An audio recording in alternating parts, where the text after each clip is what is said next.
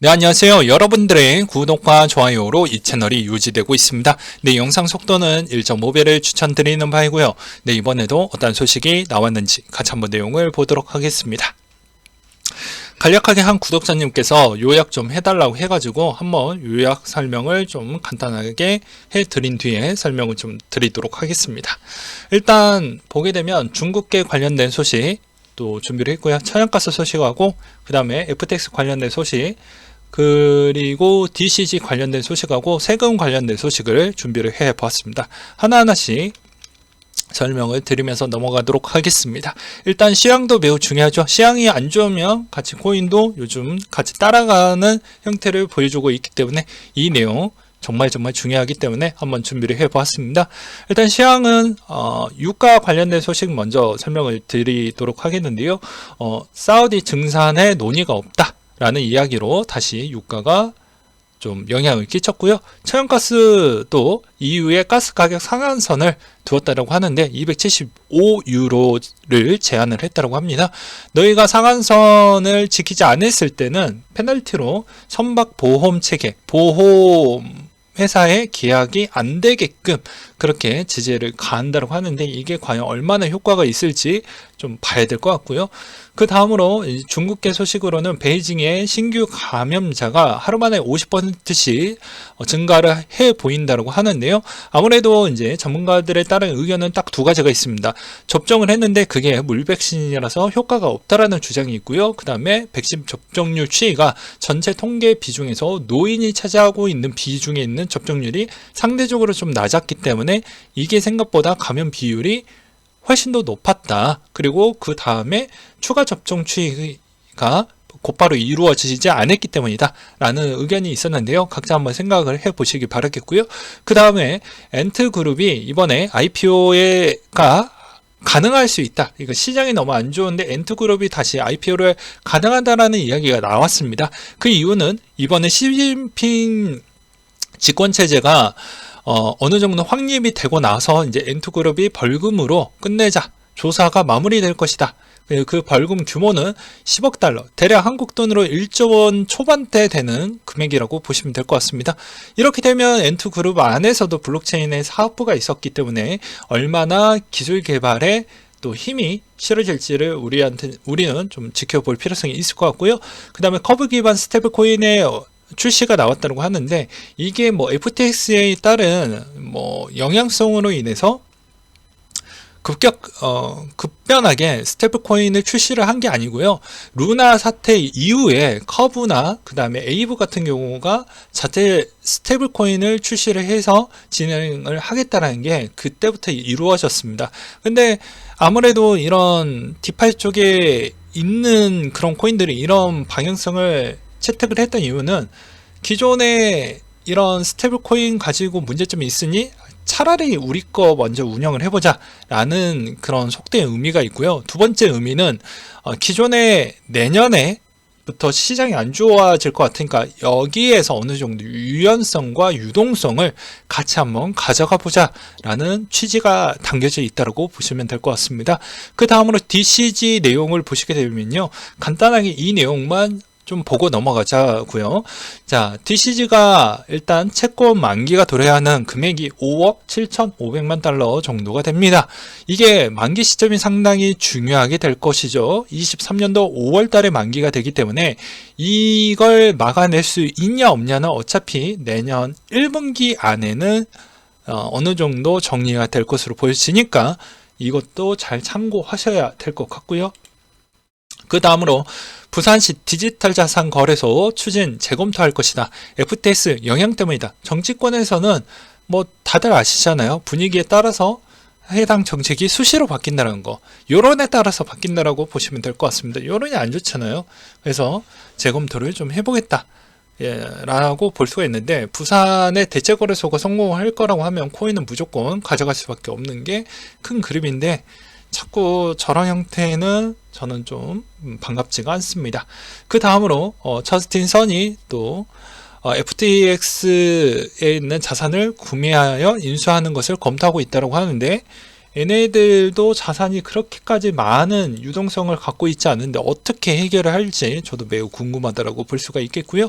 코코아 파이낸스 홈페이지에 투자자 목록을 삭제를 했다라고 합니다. 아무래도 투자자 쪽에 있는 VC들이 좀 빼달라고 요청했기 때문에 그걸 진행을 했다라고 볼 수가 있겠고요. 코코아 팀이 추정 지갑 주소에 실수로 FTX 달러를 전송을 했다라고 하는데 이게 진짜 고의적인지 진짜 실수인지 저도 좀 갸우뚱합니다. 그만큼 실력이 없어서인지 아니면 탈세를 하기 위해서 억지로 그렇게 또 했는지 이게 확인할 수 있는 방법은 일단 없거든요.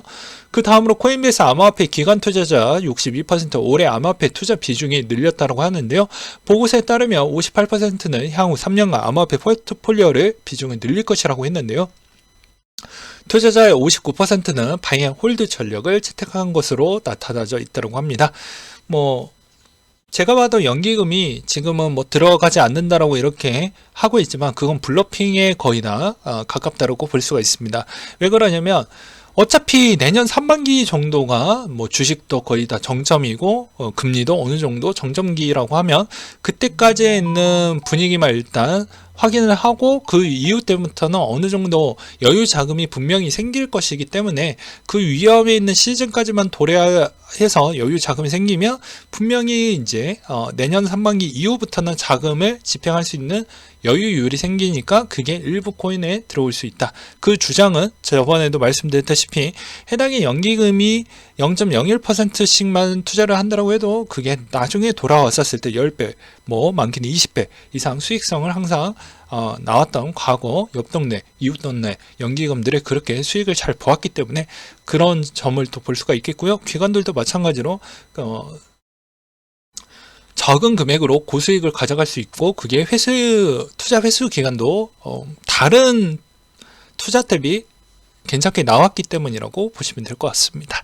그 다음으로 세금 관련된 소식인데요. 코인 취득 원가 기준으로 올해 12월 31일이 고비이다. 코인 과세 폭탄 이제 40일도 채 남지 않았다. 이런 이야기가 나오고 있는데요.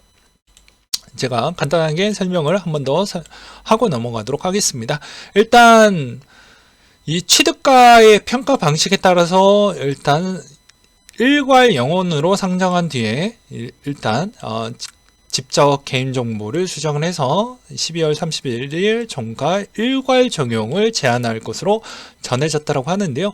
이 이야기가 새롭게 나온 게 아닙니다. 기존 2018년도 때와 거의 비슷하다고 볼 수가 있겠고요. 그냥 12월 31일 날 기존의 자정시 기준으로 그때 코인 가격대가 있겠고요. 그 다음에 내가 마이너스 났던 금액이 있겠죠. 그러면 이 둘 중에 하나 마이너스 폭이 먼저 더 많이 나져 있으면 이게 우선시 따라가게 되는 구도이고요.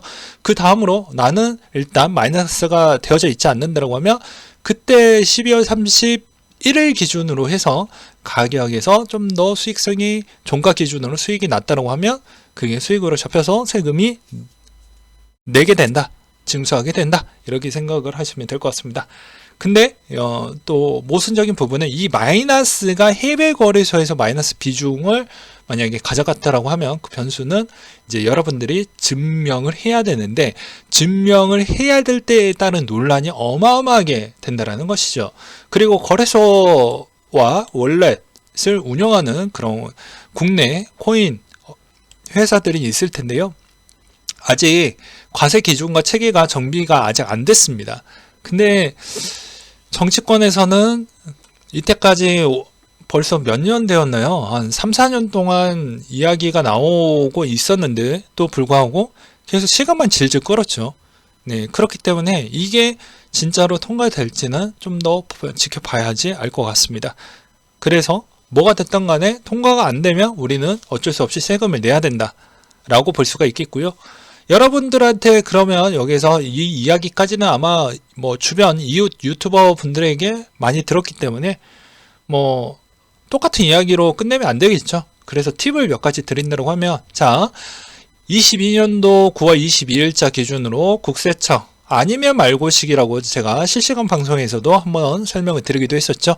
요즘은 국세청에서 세금 징수해서 만약에 지불하세요라는 명세서가 날라오면요, 우체통에 그렇게 날라오면 그냥 내는 시즌이 아닙니다. 예, 부동산에서도 여러 가지 뭐 종부세, 여러 가지 세금이 수시로 바뀌었기 때문에 그거에 따른 논란으로 이번에 국세청이 역대 최대 폐쇄율을 냈죠. 그래서 부산 다음으로 서울이 거의 20%에 가까운 폐쇄율이 나와서 저번에도 너희 자꾸 지면 어떻게 하겠냐, 성과 아니 상여금 깎겠다, 뭐 그리고 인사평가에 적용하겠다, 이런 이야기가 나왔죠. 그럼 여러분들한테 팁을 드리는 부분은 무엇이냐면 해외 거래소에 있는 이 부분이 허점이라는 겁니다. 자, 과세 기준과 체계를 정비하지 못했다라는 점이 있어요. 그러면 금액이 좀 크다. 근데 내가 당장 이것을 나중에 세금을 내라고 만약에 나한테 징수하는 명세서가 날라왔다. 만약에 날라왔다고 하면 그 금액이 크면 변호사 선임해서 소송권으로 가서 진행을 하시면 됩니다. 번거로워지죠. 그래서 만약에 기간이 이렇게 타이트한 상태에서 법안이 통과가 안 되면 과세로 넘어갈 텐데 대부분 소송권이 어마어마하게 늘어나지 않을까. 그래서 저는 뭐 정치 이야기에서 상당히 객관적인데 이게 2018년도 때 그 전에 있었던 집권 쪽에서도 빨리 결정을 해서 좀 해줬으면 좋았을 텐데 아무것도 하지 않았다라는 것이죠. 아니면 뭐 과세 체계 정립이라도 좀 해 놓아야 되는데 그렇지도 못했고요. 그러하는데 지금은 이제 집권이 또 바뀌니까 그걸 반대적인 카드로 해서 압박을 주고 있는 상황이기 때문에 좀 안타깝다라고 볼 수가 있습니다. 이것도 또 역지사지로 바꾸면 또 똑같아요.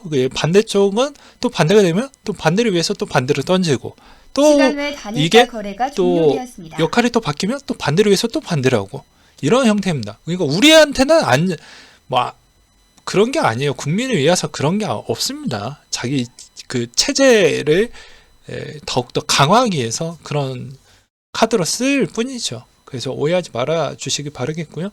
바이낸스가 이번 FTX 사태 이후에 콜드월렛 산업을 진출하겠다는 이야기가 나왔습니다.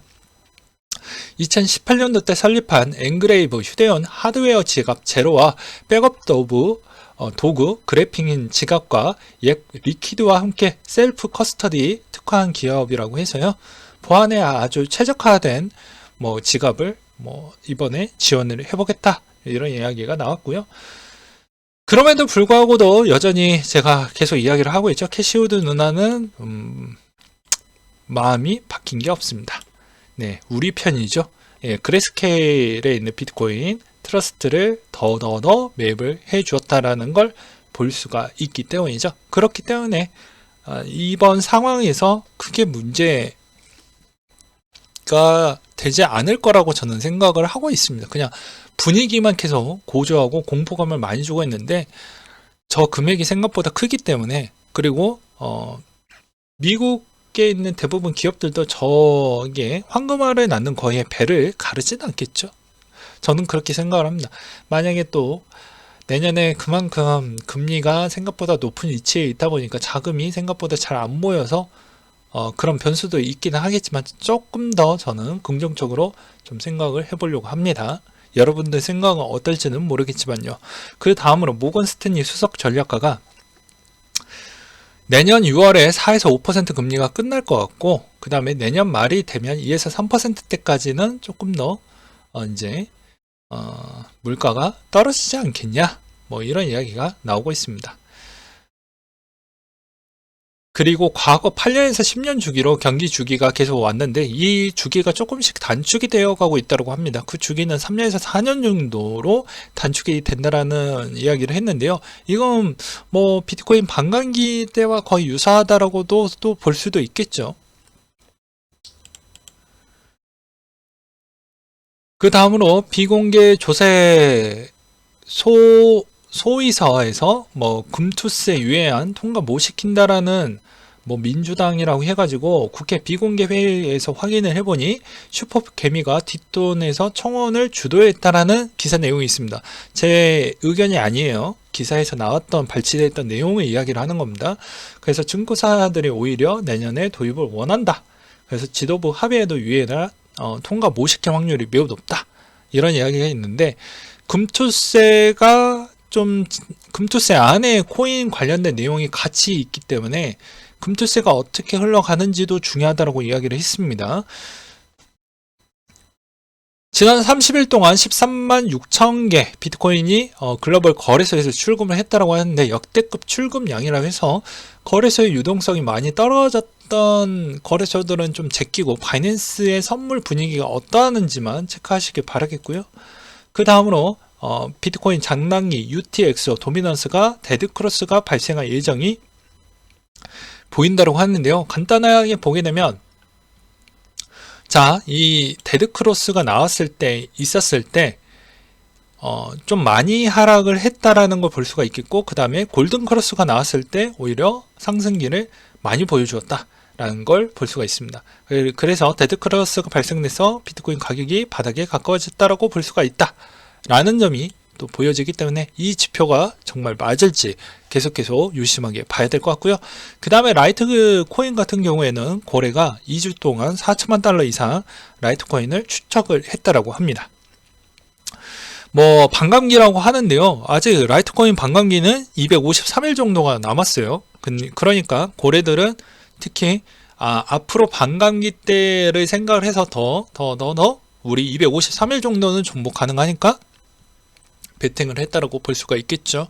그러니 여러분들은 여러분들 나름대로 잘 본인의 수익 목표치 그리고 투자 기간 이런 거를 잘 정립을 해둔 뒤에 코인을 적극적으로 나는 어떤 전략과 어떤 코인에 집중화 해가지고 성과를 내리실 것인지 꼼꼼하게 잘 머릿속에 정리를 다 해 두시면서 내년 전략도 그렇게 가져가 보시는 게 낫지 않을까 싶습니다. 네, 마지막으로는 이제 비트코인 차트 부분에 대해서 계속 언급을 드리려고 하는데요. 비트코인 차트 자체도 뭐 여전히 이 2017년도 최고점 부분이 거의 2천만 원 정도 초반대에서 놀았기 때문에 지금에 있는 이 가격대도 여기서 더 많이 떨어진다라고 해도 계속해서 정립을 해 나간다라고 하면 언젠가 계속해서 올라갈 수 있는 패턴은 여전히 남아있다라고 생각을 합니다. 왜냐? 여전히 비트코인에 관련된 그런 기술주들이 IPO를 계속 진행을 해왔기 때문에 그쪽에서 나오는 물량이 제한이 되어져 있고 거기에서 IPO가 되어져 있던 회사들이 하나하나씩 무너진다라고 하면 코인도 생각보다는 좀 부정적으로 봐야 되겠지만 내년 상반기 때까지만 잘 버텨준다고 하면 크게 문제되지가 않을 것 같고요. 제가 봐도 뭐 물론 저의 주관적인 생각이지만 DCG 그룹이 망한다라고 저는 생각하지 않습니다. 그리고 오히려 제네시스 쪽도 어느 정도 잘 회복을 해줄 거라고 저는 생각을 하고 있습니다. 그렇기 때문에 이게 이쪽에서 에 따른 너무 극단적인 생각을 한다고 하면 여기서 더 많은 박살이 나고 나서 올라간다라고 하는 주장도 있겠지만 그렇게 했었을 때는 오히려 우리가 생각했던 최저점 구간대가 예측하기가 어렵기 때문에 분할적 관점으로 계속 사모으는 전략이 더 이상적일 수가 있어요. 그렇기 때문에 토탈적으로 이 전략을 초보자 기준점으로 본다고 하면 상반기 기준점으로 해가지고 이 기간대까지는 최대한 모아가자. 이때 좀 많이 모아가자. 6월 이전에 뭐 6등분을 해서 또는 4등분을 해서라도 그렇게 해가지고 좀 모아가 보자 라고 저는 주장을 좀 해보고 싶습니다.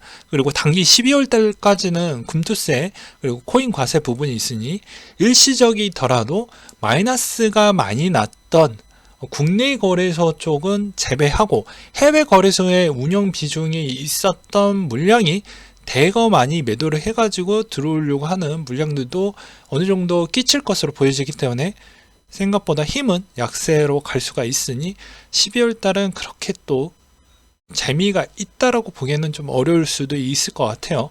그래서 금투세도 봐야 될 것 같고요. 코인 과세도 좀 봐야 될 것 같고요.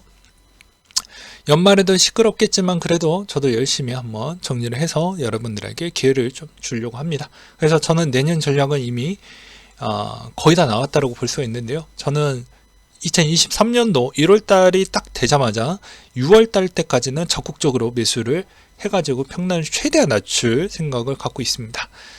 좀 도움이 되시길 바라겠습니다. 네, 이상으로 마치도록 할게요.